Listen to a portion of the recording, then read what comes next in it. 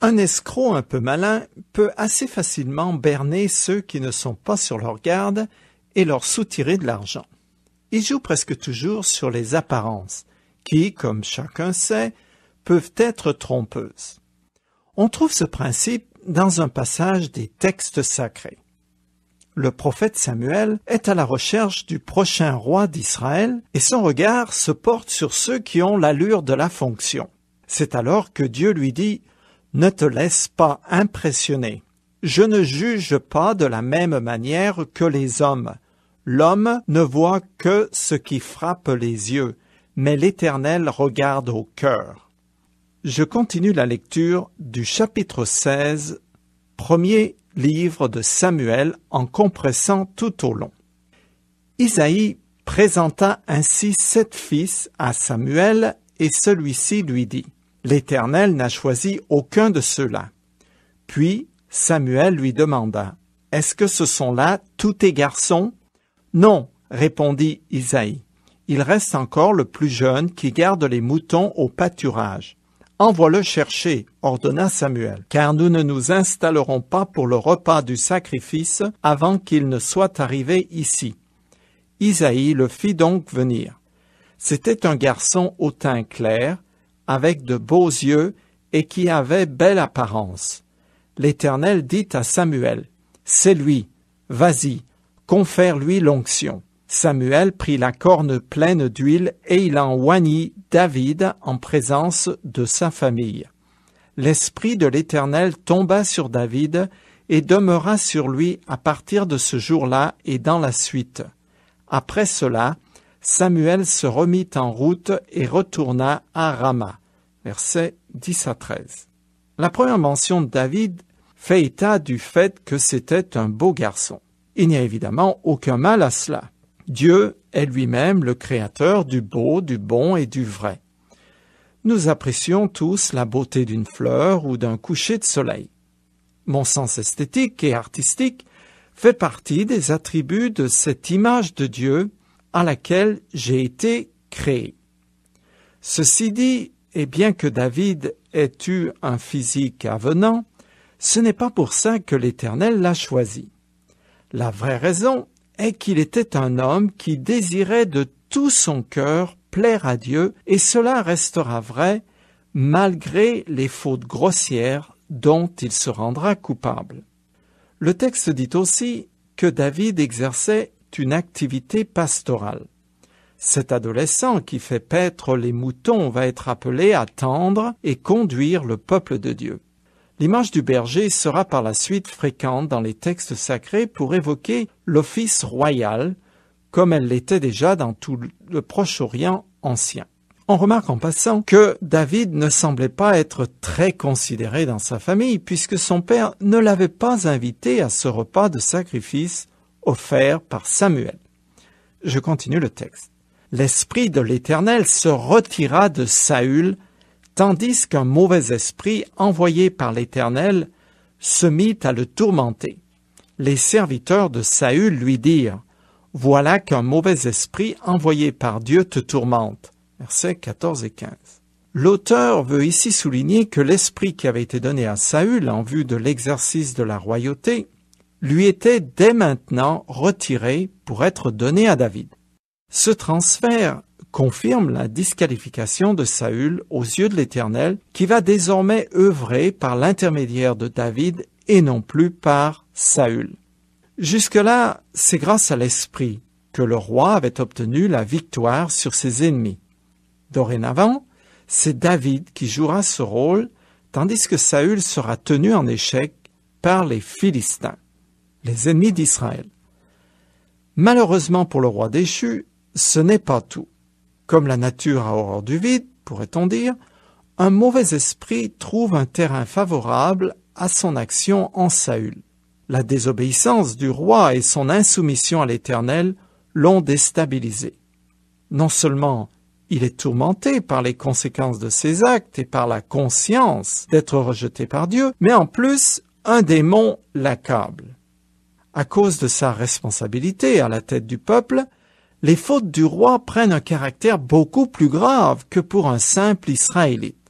C'est ce qui explique l'apparition de ce mauvais esprit. Je continue le texte. « Il te suffit, notre Seigneur, de dire un mot et tes serviteurs ici présents te chercheront quelqu'un qui sache jouer de la lyre. Quand le mauvais esprit de Dieu t'assaillira, le musicien jouera de son instrument et cela te soulagera. » Saül répondit, « D'accord, cherchez-moi donc un bon musicien et amenez-le-moi. » L'un des serviteurs dit alors, « J'ai justement remarqué un fils d'Isaïe de Bethléem qui sait jouer de la lyre. C'est aussi un brave guerrier.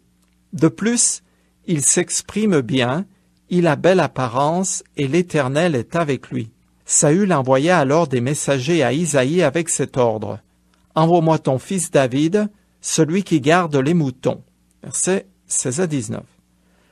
Le texte met en avant les qualités de David, invité providentiellement à la cour du roi sans que Saül ne se doute des conséquences que cela aura pour lui-même.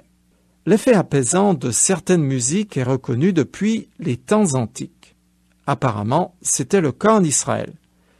Tout le monde connaît la vertu des berceuses qu'on chante aux petits-enfants pour les endormir. Je me souviens de celle-ci qui date de ma tendre enfance, mais que je réciterai simplement. Une chanson douce que me chantait ma maman. En suçant mon pouce, j'écoutais en m'endormant. En fait, je l'ai également apprise en langue allemande au cours de mes études. Dans un genre tout à fait différent, il y a aussi le son des bols de cristal chantant des moines tibétains qui calment et détendent le pauvre air stressé par la vie moderne, pour ne pas dire par la vie dingue que nous menons presque tous. En tout cas, le remède maison proposé par les serviteurs de Saül est une tentative intelligente pour soulager leur roi dont le cœur est maintenant plein d'amertume. À mon avis, il doit regretter le temps où il s'occupait des ânesses de son père, car il vivait alors avec la paix dans l'âme, et cet état n'a pas de prix. Ce passage mentionne que l'Éternel était avec David. Par la suite, cette formule, tel un refrain, va souvent revenir dans le texte. Je finis le chapitre. Isaïe prit un âne qu'il chargea de pain, d'une outre de vin et d'un chevreau, et il envoya ses présents à Saül par son fils David. Quand celui-ci arriva chez Saül, il entra à son service. Saül le prit en affection et lui confia le soin de porter ses armes. Il envoya dire à Isaïe, « J'apprécie beaucoup David, qu'il reste donc à mon service. » Dès lors, chaque fois que le mauvais esprit venu de Dieu assaillait Saül, David prenait sa lyre et en jouait. Alors Saül se calmait et se sentait mieux, et le mauvais esprit le quittait. Versets 20 à 23. Dans sa souveraineté, Dieu permet à David de chasser le démon grâce à sa lyre. Le futur roi va progressivement gagner l'affection de tous et perdre celle de Saül qui va se montrer de plus en plus jaloux à son égard à la vue de la popularité croissante de son rival. Ces deux hommes vont avoir une évolution opposée.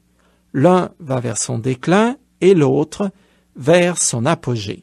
Nous voici arrivés au chapitre 17, un passage relativement connu dans lequel David révèle sa foi en l'Éternel. Je commence à lire en compressant. Les Philistins mobilisèrent leurs troupes pour une expédition guerrière. Saül, de son côté, rassembla les hommes d'Israël et ils campèrent dans la vallée du Chêne. Les Philistins occupaient un versant de la montagne et les Israélites le versant opposé. La vallée séparait les deux armées. Alors un champion sortit du camp des Philistins et s'avança vers Israël. C'était un géant mesurant près de 3 mètres, nommé Goliath, originaire de Gath. Versets 1 à 4. Les ennemis d'Israël se rassemblent à une trentaine de kilomètres au sud-ouest de Jérusalem avant de s'attaquer à Israël, tandis que Saül aligne ses troupes en face. Apparemment, les deux armées s'intimident mutuellement au point où c'est le statu quo. Alors les Philistins prennent l'initiative et optent pour un combat singulier afin de décider qui sera le vainqueur. À l'exemple des Grecs, auxquels ils étaient apparentés, Ils aimaient quelquefois remplacer une guerre par une lutte entre deux champions. L'issue d'un tel affrontement était considérée comme un verdict des dieux. Goliath était de toute évidence un descendant des Anakim, une race de géants qui avait été décimée par Josué, mais dont quelques survivants s'étaient réfugiés à Gaza, Ascalon et Gath, des villes des Philistins. Je vois bien Goliath avant-centre d'une équipe de basket. Il aurait fait un malheur. Je continue. Il était revêtu d'un casque de bronze et d'une cuirasse à écailles en bronze pesant une 60aine de kilos. Ses jambes étaient protégées par des plaques de bronze et il portait en bandoulière sur ses épaules un javelot de bronze. Le bois de sa lance avait la grosseur d'un cylindre de métier à tisser. Le fer de lance à lui seul pesait près de 7 kilos. Il était précédé d'un homme qui portait son bouclier. Il se campa face aux troupes israélites et leur cria « Pourquoi vous êtes-vous rangés en ordre de combat? Moi, je suis le Philistin et vous les esclaves de Saül. Choisissez parmi vous un homme et qu'il m'affronte en combat singulier. S'il peut me battre et qu'il me tue, alors nous vous serons assujettis. Mais si c'est moi le vainqueur et si je le tue, c'est vous qui nous serez assujettis et vous serez nos esclaves. » Puis il ajouta, « Je lance aujourd'hui ce défi à l'armée d'Israël. Envoyez-moi un homme et nous nous affronterons en combat singulier. » Quand Saül et toute son armée entendirent ces paroles du Philistin, ils furent démoralisés et une grande peur s'empara d'eux. Or, David était fils d'un Éphratien de Bethléem en Juda nommé Isaïe et qui avait 8 fils. Ses 3 fils aînés avaient suivi Saül à la guerre. Quant à David, c'était le plus jeune. Il faisait le va-et-vient entre le camp de Saül et Bethléem pour y garder les moutons de son père. Chaque matin et chaque soir, le Philistin venait se présenter en face de l'armée d'Israël, et cela depuis 40 jours. Versets 5 à 16. Tout en reconnaissant que les circonstances expliquaient la peur des Israélites, le texte veut aussi souligner que Saül et son armée manquaient singulièrement de foi dans les promesses de l'Éternel en qui ils auraient dû se confier. Je continue en compressant.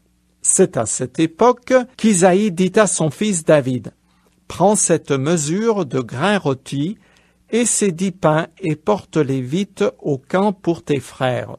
Emporte aussi ces 10 fromages, tu les donneras aux chefs de leurs milliers. Tu verras si tes frères se portent bien, et tu m'en rapporteras de leur part un gage. » David déposa son chargement et le confia au gardien des bagages. Puis il courut au front. Aussitôt arrivé, il vint demander de leurs nouvelles à ses frères. Pendant qu'il parlait avec eux, Goliath, le champion des Philistins, originaire de Gath, sortit de leur rang et lança son défi habituel. David l'entendit. « L'avez-vous vu s'avancer contre nous ?» dit l'un d'eux. « Il vient encore insulter Israël. Celui qui le tuera recevra de grandes richesses de la part du roi qui lui donnera en plus sa propre fille en mariage et exonérera toute sa famille d'impôts. » David demanda aux hommes qui se tenaient autour de lui, « Qu'est-ce que l'on donnera à celui qui abattra ce Philistin et qui lavera le peuple d'Israël de la honte qui lui est infligée? Qu'est donc cet incirconcis de Philistin pour oser insulter les bataillons du Dieu vivant? » On répéta à David ce qui était promis comme récompense à celui qui tuerait le géant. Lorsque son frère aîné Éliab l'entendit discuter avec les soldats, il se mit en colère contre lui et lui dit, « Que viens-tu faire ici? À qui as-tu laissé nos quelques moutons dans la steppe? Je te connais bien, moi, petit prétentieux. Je sais quelle mauvaise intention tu as dans ton cœur. Tu n'es venu que pour voir la bataille. » David lui répondit, « Eh, qu'est-ce que j'ai fait de mal? Est-ce que je n'ai plus le droit de parler maintenant? » Puis il tourna le dos à son frère et alla se renseigner auprès d'un autre soldat. et on lui fit la même réponse que la première fois. Versets 17 à 30. David arrive sur scène pour une raison très pratique. Il apporte le casse-croûte, pour ainsi dire, à ses 3 frères aînés qui faisaient partie de l'armée de Saül. En ce temps-là, l'intendance ne suivait pas comme de nos jours, et autant que possible, les familles essayaient d'améliorer l'ordinaire de leurs membres soldats. Mais loin d'apprécier David, ses grands frères le traitent comme un cheveu tombé sur la soupe.